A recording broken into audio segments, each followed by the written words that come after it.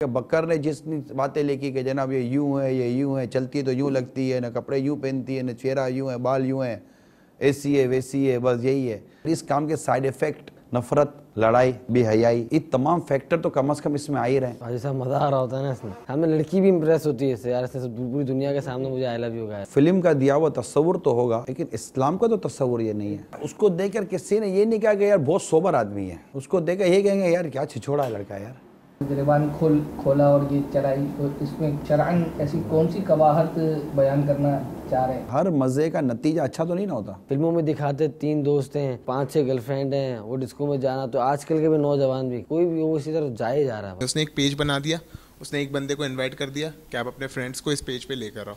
आप तो social media पर जिसको ना जानते हैं ना पहचानते हैं, आप तो उसके सामने अपना स्टेटस बयान कर रहे हैं। जब उसने किसी गलत चीज को देखकर कबूल कर लिया, तो जब उसके सामने अच्छी चीज लाएंगे दोस्त तो उसको भी कबूल कर ले। हमारा दोस्त एक बहुत अच्छी ड्रेसिंग करके आता है, हमारा भी दिल होता है यार हम उसको फॉलो करें। कॉम्प्लेक्स है या नहीं है? खोखले की कॉपी करना तो खोखला ही बनना है। मैंने मेज जैसा लगूं, कोई मेरे जैसा क्यों ना लगे। अंडे के अंदर चूजे को बाहर की दुनिया का जैसा पता नहीं होता।